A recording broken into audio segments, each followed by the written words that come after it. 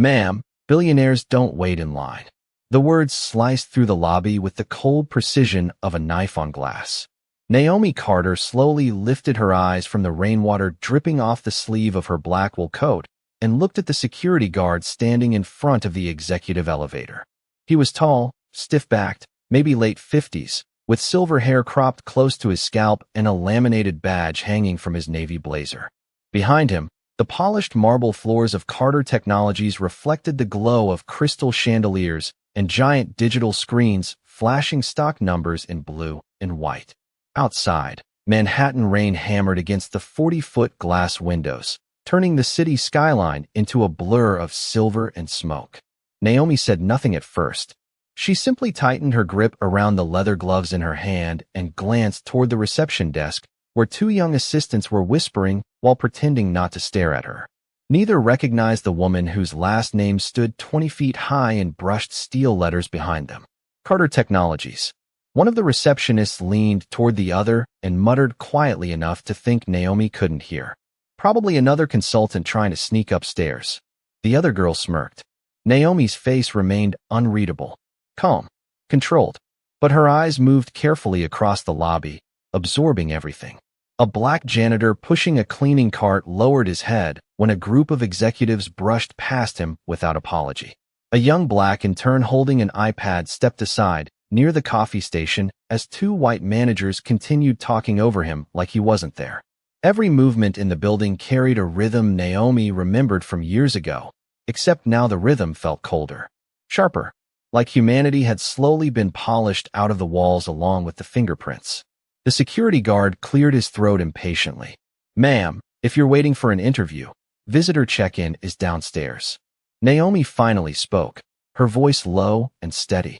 I'm exactly where I'm supposed to be.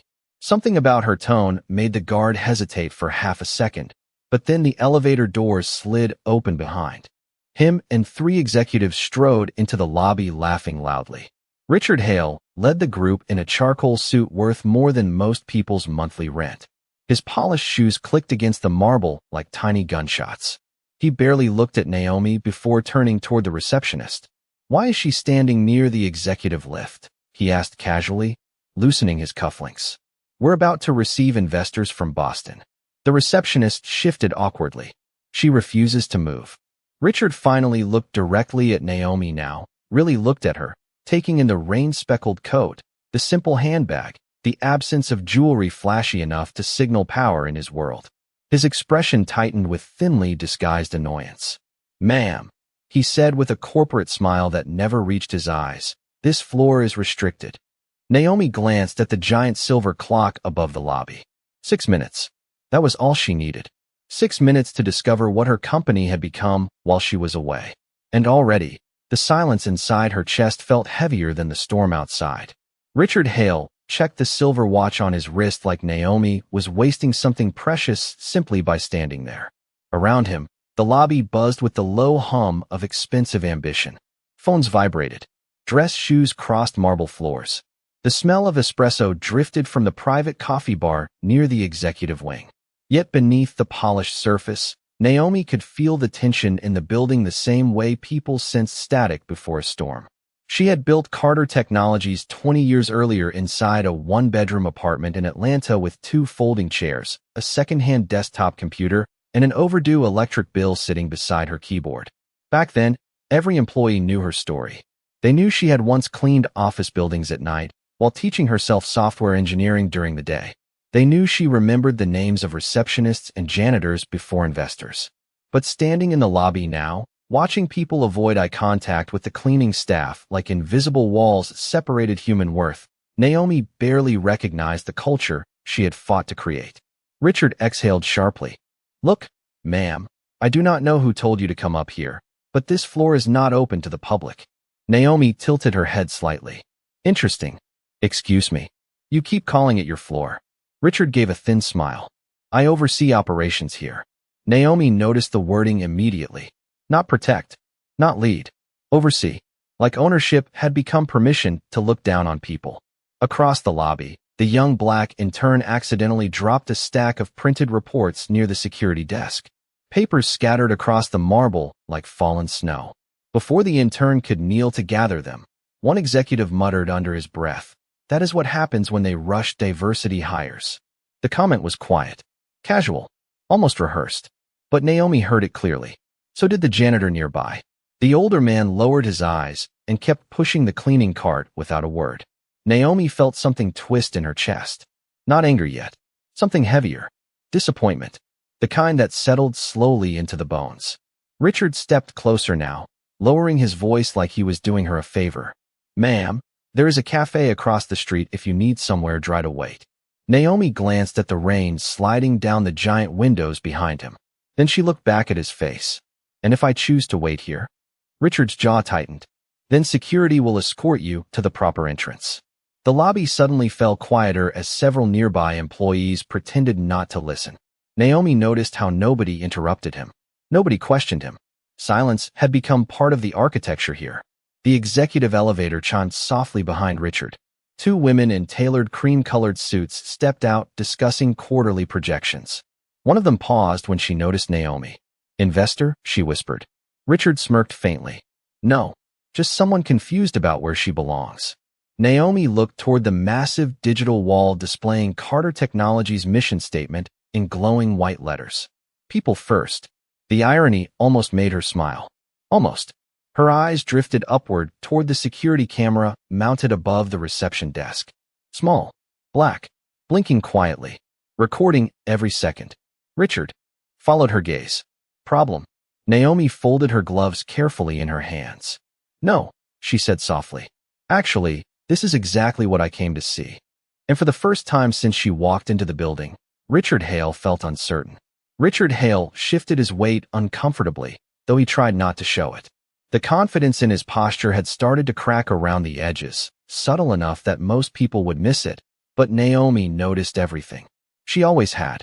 That instinct was the reason Carter Technologies existed in the first place.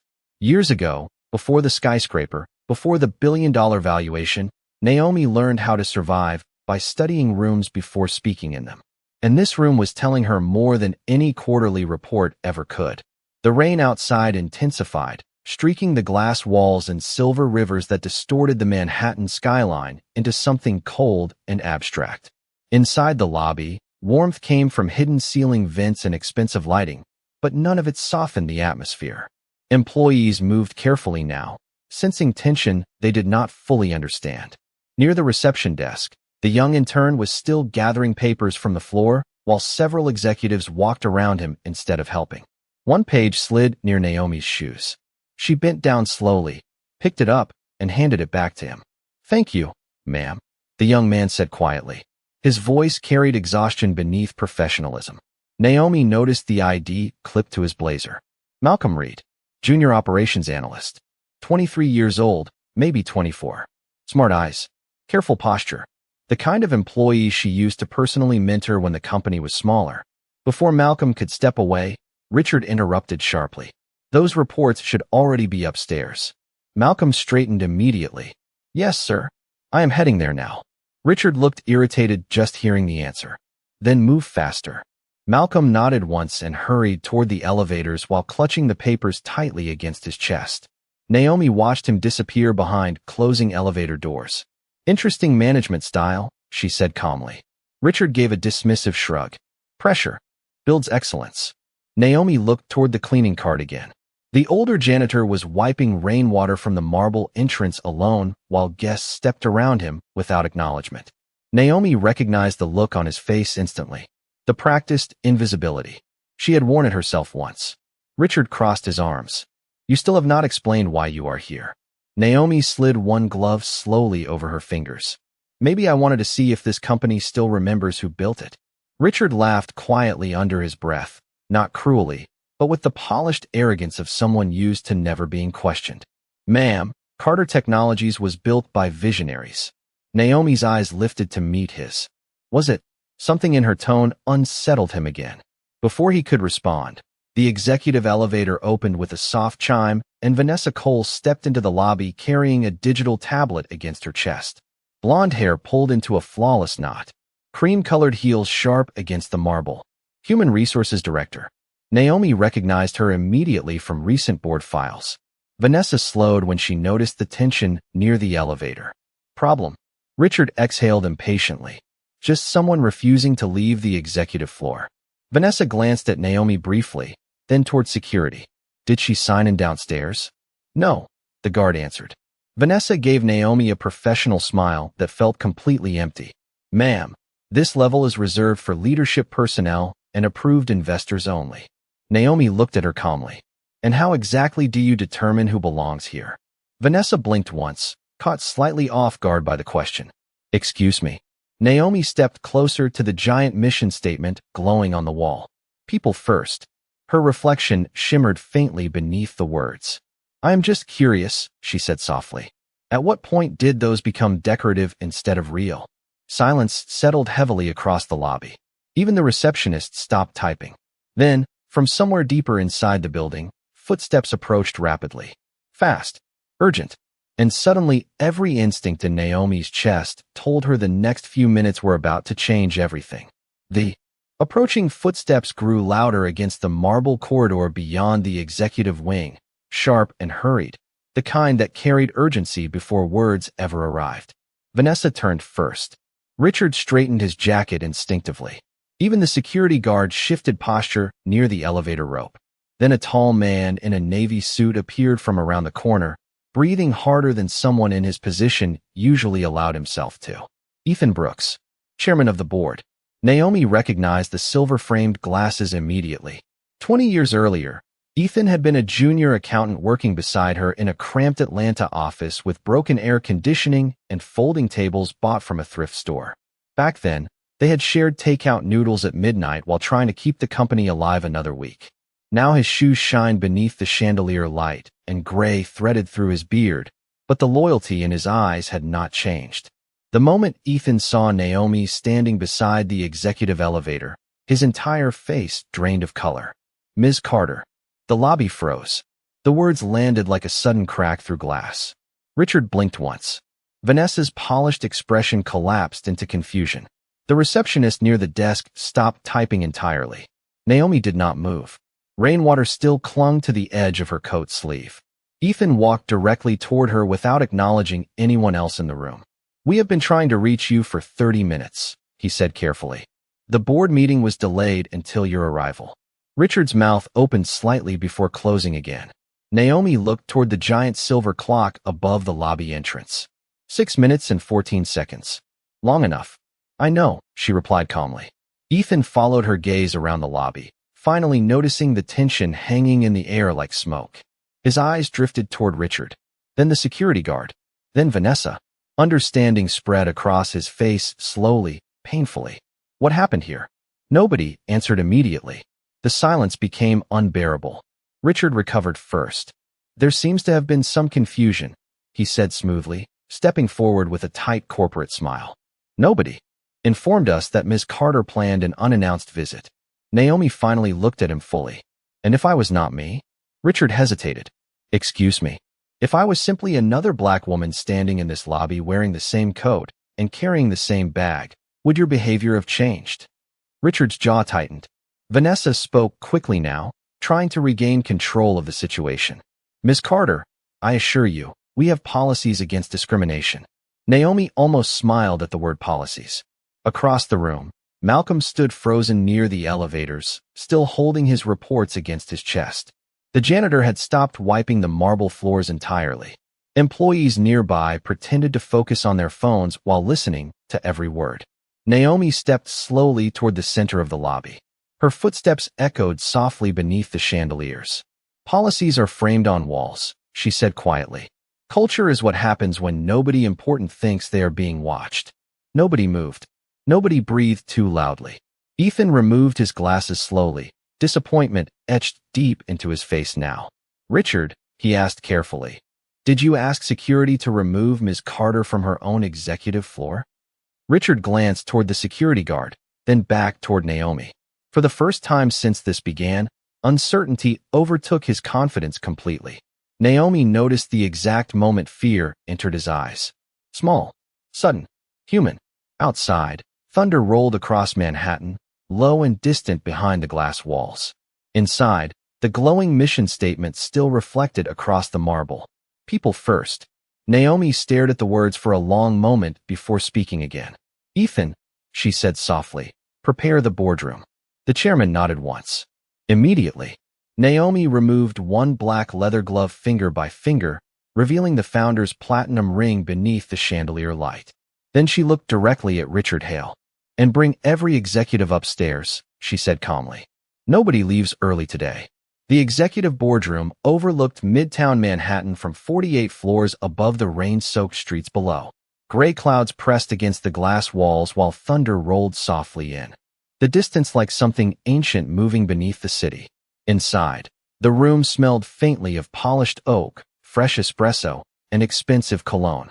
12 executives sat around the long conference table in complete silence as Naomi Carter entered beside Ethan Brooks. Nobody touched the bottled water placed neatly before them. Nobody checked their phones anymore. The atmosphere had changed too completely for distractions. Naomi walked slowly toward the head of the table, her black heels quiet against the dark hardwood floor. Every eye followed her now, not because of fear alone, but because realization had finally arrived. The woman they dismissed downstairs was not simply their founder. She was the reason any of them sat in those chairs at all. Richard Hale remained stiff near the middle of the table, fingers interlocked too tightly in front of him. Vanessa sat beside him with her tablet untouched, posture rigid beneath the cold white lights above. Near the far end of the room, Malcolm stood awkwardly near the wall holding additional reports nobody had asked for anymore. Naomi noticed him immediately. Take a seat, Malcolm, she said calmly. Several executives exchanged surprised glances. Malcolm blinked. Ma'am, you are part of operations, correct? Yes, ma'am. Then you belong in the room. Malcolm hesitated before slowly taking an empty chair near the back corner of the table. Naomi saw the discomfort in his posture. Years earlier, she had worn that same discomfort herself in rooms full of people who mistook confidence for entitlement when it came from black voices. Ethan quietly closed the boardroom doors behind them. The soft click echoed harder than it should have. Naomi rested both hands lightly against the polished table and looked around the room. Floor-to-ceiling windows reflected the executives back at themselves in pale, distorted shapes. 20 years ago, Naomi began softly. This company started with 6 people in a rented apartment over a laundromat in Atlanta. Nobody interrupted. We did not have investors. We did not have private elevators. Half the time we barely had enough money for coffee. A few nervous smiles flickered before disappearing again.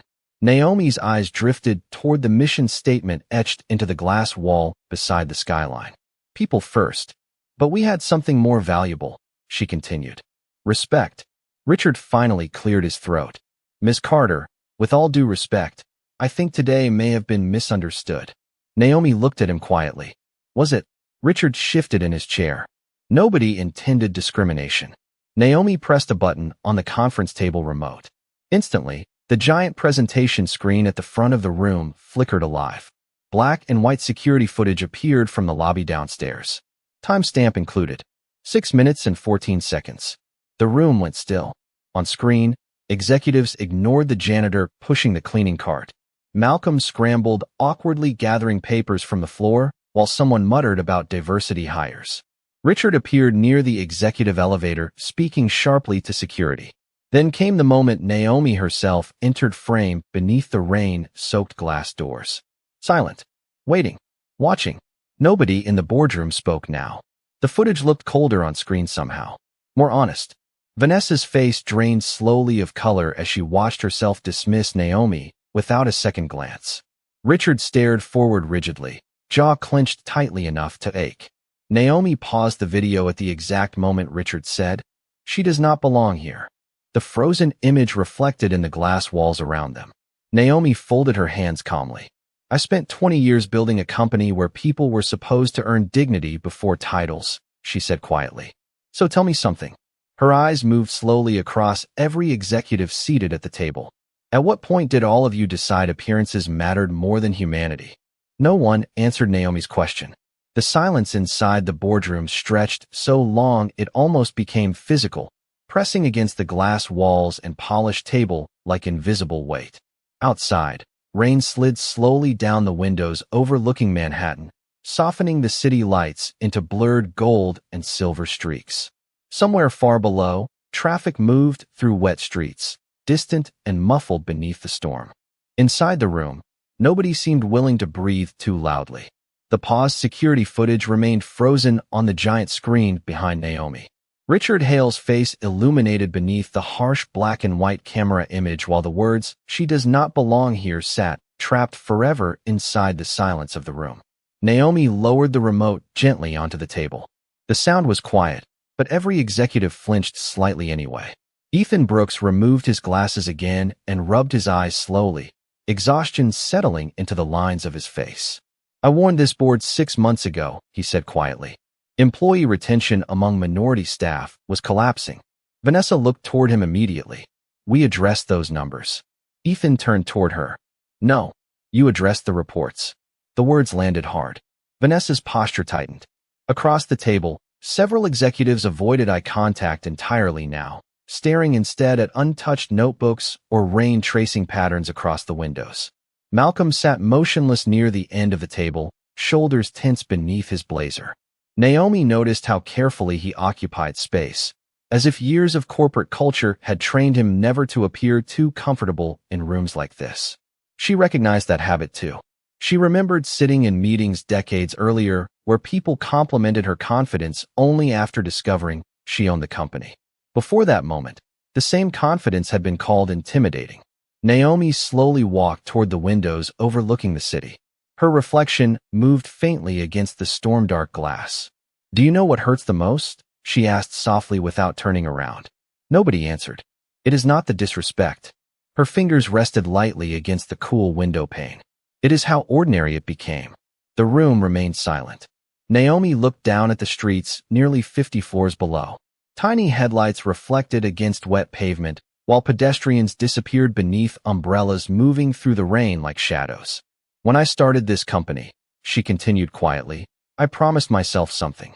Her voice softened further now, steadier somehow in the silence. "I promised no employee here would ever feel invisible." Malcolm lowered his eyes immediately. The older janitor downstairs flashed briefly through Naomi's memory again, silently pushing his cleaning cart while executives stepped around him without acknowledgement. Vanessa finally spoke, though her voice sounded smaller now. "Miss Carter, I truly believe nobody intended harm." Naomi turned slowly from the windows. "Intentions do not erase patterns." Vanessa opened her mouth again, then stopped. There was nothing left to defend that the footage had not already exposed. Richard leaned back stiffly in his chair, though his confidence had eroded completely now.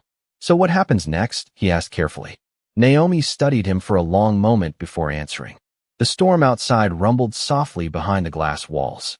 "That depends," she said quietly, "on whether this company still deserves the values printed on its own walls." Nobody moved. Ethan looked down at the frozen mission statement reflected faintly across the dark conference table. "People first." The words suddenly felt less like branding and more like accusation. Naomi stepped back toward the center of the room, her founder's ring catching the pale overhead light. "Culture does not collapse all at once," she said softly. "It disappears one ignored person at a time." The words settled heavily across the boardroom. No dramatic shouting followed them. No raised voices. Just silence. Heavy. Honest. The kind that forced people to hear themselves clearly for the first time in years. The storm outside began to ease, but inside the boardroom the tension remained unmoving, thick as concrete. Rainwater still crawled slowly down the glass walls while the skyline beyond faded into soft gray evening light. Nobody at the table seemed entirely comfortable sitting in their own chair anymore. Naomi Carter stood quietly near the center of the room, one hand resting lightly against the back of an empty leather seat. She looked less like an angry billionaire and more like someone grieving something invisible. That unsettled the executives far more than shouting ever could have. Richard Hale finally leaned forward, clearing his throat carefully. "Ms. Carter," he began, "I admit mistakes were made downstairs." Naomi said nothing. Richard glanced briefly around the room before continuing. "But firing people over one misunderstanding would damage this company." Naomi's eyes lifted slowly toward him. Calm. Focused. "One misunderstanding?" Richard shifted uncomfortably beneath her gaze. I am saying context matters. Naomi nodded once, almost thoughtfully. Then she reached for the remote again. The giant screen behind her flickered to a different display. Not lobby footage this time. Charts. Internal reports. Promotion statistics. Employee retention data. Anonymous complaints. The room changed instantly. Vanessa's face tightened the moment she recognized the files. Naomi pressed another button. A graph expanded across the screen. Over the last 3 years, Naomi said quietly, Black employee promotion rates dropped by 40% despite identical performance scores. Nobody spoke. Another slide appeared.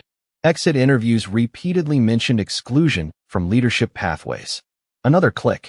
Several interns described feeling invisible inside executive spaces. Malcolm stared at the screen now, eyes widening slightly as if hearing his own experiences spoken aloud for the first time. Naomi looked toward Richard again.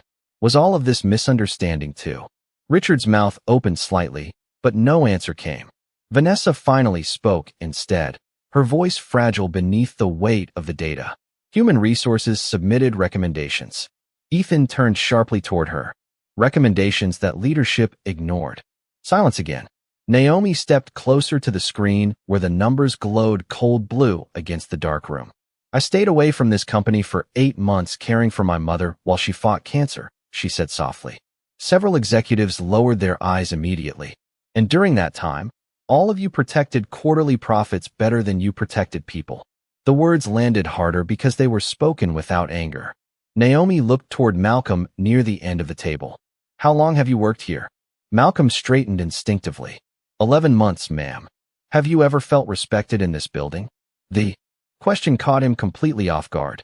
He hesitated, glancing nervously around the room full of executives. Naomi noticed his instinct immediately. Fear before honesty.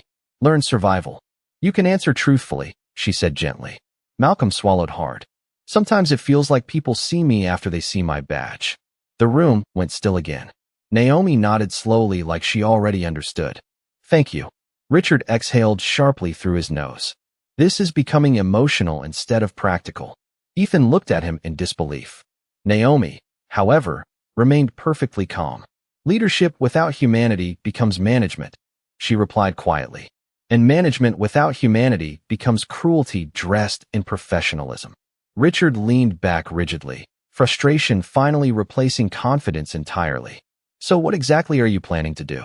Naomi looked around the room one last time. At the executives avoiding eye contact. At the frozen mission statement reflected faintly in the glass walls. At the city darkening beneath the storm outside. Then she answered softly enough that everyone leaned forward to hear her clearly. What should have been done long ago? Naomi Carter stood motionless for several seconds after speaking, her reflection faint against the rain-dark windows behind her.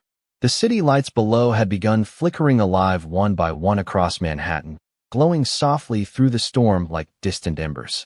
Inside the boardroom, nobody moved. Nobody interrupted. The weight of what was coming next settled over the executives slowly, visibly, as if the room itself had grown colder. Ethan Brooks lowered his eyes toward the polished table, while Richard Hale stared rigidly ahead, jaw locked tight enough to ache. Vanessa Cole sat completely still beside him, fingers trembling slightly against the edge of her tablet. Naomi finally reached for a thin black folder resting near the center of the table. Calmly, she opened it. The sound of paper against leather seemed unnaturally loud inside the silence. 3 months ago, Naomi said quietly, an anonymous employee submitted a report describing discriminatory behavior inside leadership meetings. Richard shifted. Immediately, Naomi continued before he could speak. 2 months ago, another employee resigned after being repeatedly excluded from executive mentorship opportunities. She turned one page slowly. 6 weeks ago, a janitorial staff member reported being referred to as invisible by senior management. Malcolm lowered his eyes again. Ethan exhaled heavily through his nose. Naomi closed the folder carefully. I returned today because I needed to know whether these were isolated incidents. Her gaze moved slowly across the room. They were not. Richard finally leaned forward sharply. You are making decisions based on optics and emotion. Naomi looked at him without anger. No, I am making decisions based on patterns. Richard opened his mouth again, but Ethan interrupted this time. Enough. The chairman's voice carried exhaustion now instead of authority. You had every opportunity to fix this culture before it reached this point. Richard fell silent immediately. Vanessa swallowed hard before speaking softly. Miss Carter, I know I failed to push harder. Naomi's expression softened slightly for the first time all evening. Not forgiveness. Recognition. Leadership is not about avoiding discomfort, she replied quietly. It is about protecting people when doing so becomes uncomfortable. Vanessa lowered her eyes, tears gathering despite her effort to remain composed. Across the table, several executives looked ashamed now in ways no corporate training seminar could ever produce. Real shame felt quieter, heavier. Naomi stepped away from the table and walked slowly toward the windows overlooking the storm-washed city. Her founder's ring reflected faintly against the glass. When I was 26, she said softly, I cleaned office buildings at night after meetings because investors trusted my software more than they trusted my face. Nobody in the room moved. I remember eating vending machine crackers for dinner while writing code until sunrise. Her voice remained steady, but something deeper lived beneath it now. Memory. And I promised myself if I ever built something successful, people like me would never have to shrink themselves to survive inside it. Malcolm looked up at her then. Really looked at her. Naomi turned back toward the boardroom. The rain outside had finally begun to slow. Richard Hale. His shoulders stiffened instantly. Effective immediately, your employment with Carter Technologies is terminated. The words landed softly. Final. Richard stared at her in disbelief. You cannot be serious. Naomi held his gaze calmly. I am completely serious. She looked toward Vanessa next. Vanessa's face tightened with fear, but Naomi's voice remained measured. You will remain under probationary review while an independent ethics board audits human resources practices company-wide. Vanessa nodded immediately, unable to speak. Naomi then turned toward Malcolm near the far end of the table. Tomorrow morning, you will report directly to the Executive Development Program. Malcolm blinked in shock. Ma'am? Naomi gave him a small, tired smile. This company needs leaders who still see people. Silence settled across the boardroom once more, but this time it felt different. Not tense. Not fearful. Honest. By the time the boardroom meeting ended, the storm outside had nearly disappeared. Rain no longer hammered against the glass walls of Carter Technologies. Instead, soft droplets slid quietly down the windows beneath a dark blue Manhattan sky, glowing with city lights. The executives exited the room slowly, one by one, carrying the heavy silence of consequence with them. No one spoke much in the hallway. Even the polished marble floor seemed quieter now. Richard Hale left first, shoulders stiff, eyes fixed ahead, the confidence that once filled every room around him reduced to something small and hollow. Vanessa followed several minutes later, clutching her tablet against her chest like armor that no longer worked. Ethan Brooks remained behind near the conference table, watching Naomi silently as she stood near the windows overlooking the city she had once arrived in with 2 suitcases and less than $400 in her bank account. You did the right thing, Ethan said finally. Naomi kept her eyes on the skyline. I hope so. Ethan stepped closer slowly. Most people with your power would have. Walked in angry. Naomi gave the faintest smile. Tired more than amused. Anger changes headlines, she said softly. Character changes culture. Ethan nodded quietly. There was nothing else to add. After he left, the boardroom became still again. Naomi stood alone for several moments listening to the soft hum of the building around her. Air vents. Distant elevators. Rainwater tapping lightly against glass. Familiar sounds. Yet tonight they felt different somehow, as if the company itself had exhaled after holding tension for too long. Downstairs in the lobby, the older janitor was still working beneath the chandelier light, wiping the marble entrance carefully as evening employees filtered out into the city. Naomi rode the executive elevator down alone. When the doors opened, conversations near reception softened immediately. Not out of fear now. Respect. Real respect felt quieter. Malcolm stood near the security desk, holding a cardboard box filled with old files from storage. The moment he saw Naomi, he straightened instinctively. Good night, Miss Carter. Naomi glanced toward the box in his hands. Working late already? Malcolm smiled nervously, trying to catch up. Naomi studied him for a second.